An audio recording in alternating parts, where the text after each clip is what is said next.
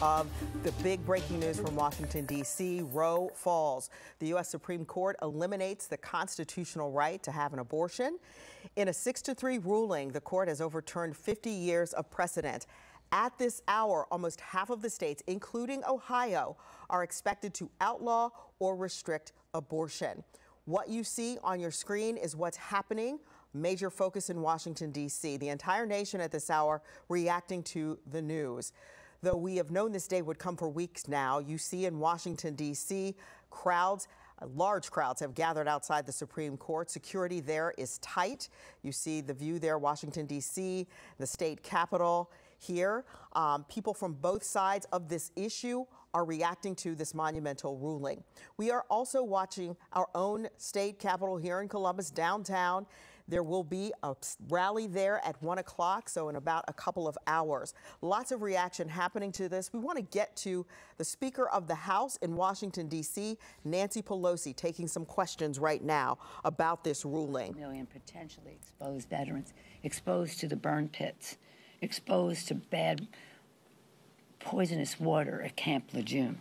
It grants presumptions of exposure for veterans with rare cancers and other debilitating diseases, and it includes, as I say, the Camp Lejeune. The cancer piece of it is addressed in the Advanced Research Projects Agency Health Act, ARPA-H, Congresswoman Eshu's legislation. The PACT Act is Mr. Takano, the chair of the Veterans Affairs Committee.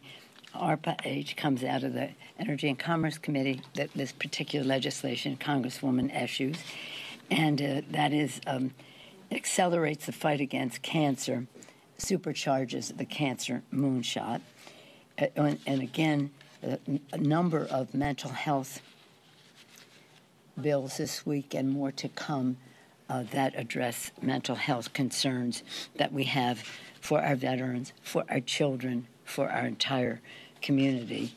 And again, some of that legislation relates to the opioid challenge that we face. So we passed legislation keeping the president's promise, and hopefully we can get some of this through the Senate.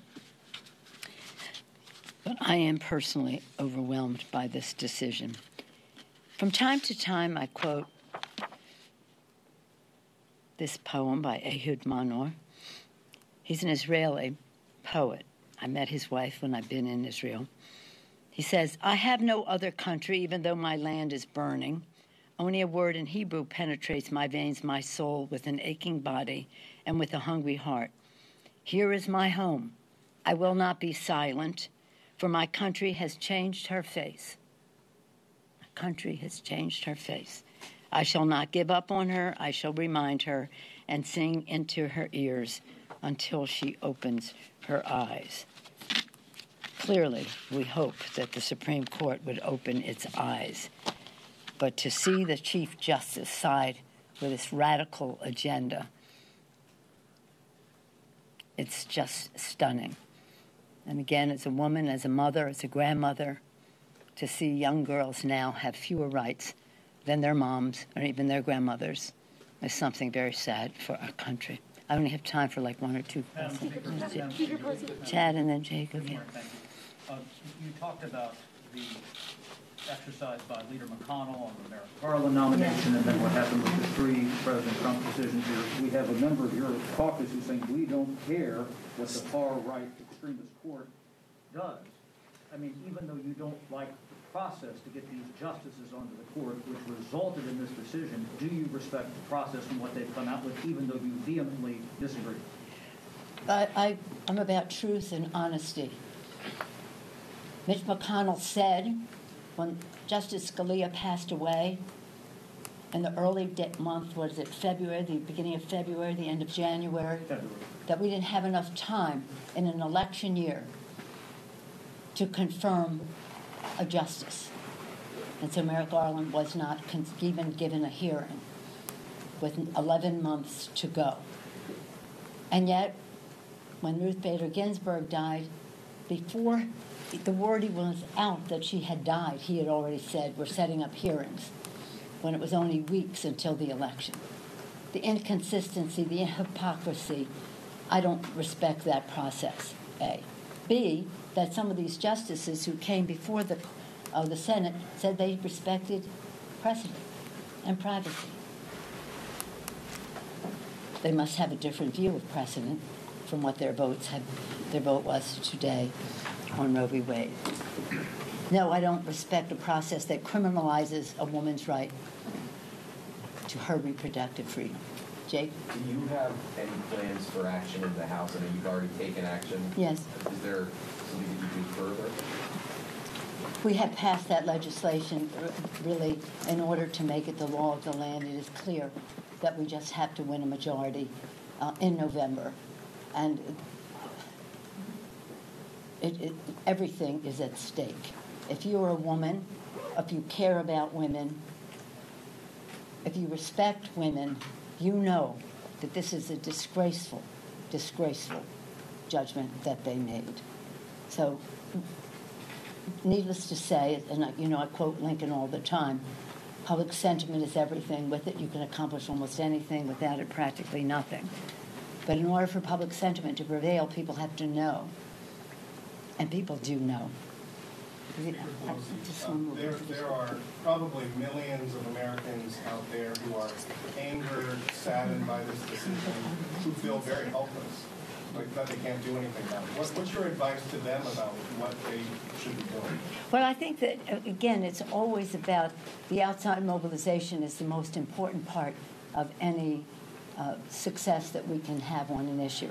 I say this all the time. Every week I have a big mobilization, a Zoom, and I say, you are our VIPs, our volunteers in policy, our volunteers in politics. Inside maneuvering can only take you so far. Outside mobilization makes all the difference in the world. So I do think that women have to know, and those who care about women have to know that their voice, to know their power, to know the power of mobilization, to make their voices heard to their elected officials. Nothing is more eloquent to a member of Congress than the voice of his or her own constituents. And so they have to make their voices heard. But there is a plan, and that plan is to win the election, hopefully to get 2 more senators so that we can change the obstacles to passing laws for the good of our country. And one of the most encouraging things for me that happened right after the inauguration of the former occupant, occasionally, of the White House was the day after that inauguration, that horrible speech, horrible speech. The day after the inauguration, women around the country marched. They marched, and it wasn't politically planned. It was organic. People just came forth in large numbers all over the country, and women marched, women ran for office, women voted, and we took back the House. We have to have something commensurate with that. But again, the organic nature of it, that it was spontaneous, that it sprang from community. We have a plan. We have a plan, and we have we have a goal, and we have a plan to achieve it. So they should be and take advantage of that opportunity, because otherwise you'll have the criminalization. They're talking about trying doctors for murder who terminate a pregnancy, and it might be something that is rape, incest, or anything like that as well. This is extremism to the nth degree. And I think it's the power of women will be felt very strongly in this. I'm going to have to go to the floor now because this is historic. We're so proud of this legislation. Again, we don't judge it for what it doesn't do, but respect it for what it does. And what it does are good things that can save people's lives. Thank you so much. Speaker, is a fetus a human being? I'm gonna tweet something. I was just like, should that's what they knew it was that. Yeah. Usually she makes an effort to be like, oh, there's women ahead. All right, so what you just saw there was Nancy Pelosi, Speaker of the House, commenting on this ruling from the Supreme Court. We have on the screen now some other voices from some other voices from Congress as they are weighing in on this. Congressman Tim Ryan, who, as you know, is running for Senate, says the Supreme Court just overturned Roe v. Wade in the largest case of government overreach in my lifetime. This ruling greenlights extreme proposals in Ohio that could jail doctors and deny women access to life-saving care. The only way forward is to expand our pro-choice majority. Again, there is reaction coming in via social media. And so that's what we are showing you here, having heard from Nancy Pelosi, the Speaker of the House, on this. Also, 3rd District Congresswoman Joyce Beatty joining Ryan in condemning the ruling, saying the will of the American people has been overturned. So that is from a tweet that we saw from Congresswoman Joyce Beatty. Republican Senator Rob Portman says while abortion is sensitive and emotional issue, I think most Americans agree that life is precious and should be protected. Portman went on to suggest lawmakers work together to provide support for pregnant women. Now we also have from Congressman Jim Jordan, who simply said life wins. We will continue to gather information from your representatives to the House of Representatives and to the Senate from Washington, D.C. as they weigh in on, again, this historic ruling that has come in from the U.S. Supreme Court. I want to show this to you. The ruling comes from a case in Mississippi where that state's law banned nearly all abortions after 15 weeks of pregnancy. This is where the 213-page opinion says it. It is time to heed the Constitution and return the issue of abortion to the people's elected representatives. That is what the Constitution and the rule of law demand. If this landmark decision were overturned, House Bill 598 has already been introduced. It was introduced here in our state by Representative Gene Schmidt. It would penalize doctors who perform abortions. It's called the trigger law, and the ban is triggered by a court decision or constitutional amendment to ban abortion. The bill would make it a 4th-degree felony if doctors were to perform medication or surgical abortions. There is no exception for rape or incest. Doctors could defend themselves against a criminal charge only if the abortion was performed to save the mother's life. And physicians would need to follow certain steps, including specific documentation. Senate Bill 123 was also introduced last September with similar language. Both pieces of legislation have been introduced but did not make it far in the committee hearings. Now, if we could just bring it back to me here on the set, I want to show the viewers at home this decision. 213 pages. We are here poring over this as we bring this breaking news to you. But this is the decision from the Supreme Court of the United States. Now, Ohio is one of the 22 states that have these laws that can be used to restrict the legal status of abortion. And that's according to the Guttmacher Institute, which is a nonprofit that researches reproductive rights worldwide. Of those 13 states, Ohio, included in that number, have these trigger laws that would ban all or nearly all abortions if Roe is overturned. And of course, that's why we're here now on the air, because it has been. 9 additional states are considered certain to ban abortions based on laws passed before and after Roe in the event that it's overturned. The nonprofit also identified 4 states that are likely to ban based on their political makeup, history, and recent actions limiting abortion. There are also several states that have laws dedicated to the protection of abortion rights. You see those on your screen. 4 states and the District of Columbia offer full protection without state interference throughout the entire pregnancy. An additional 12 states permit abortion prior to viability or when necessary to protect the life or health of the pregnant person.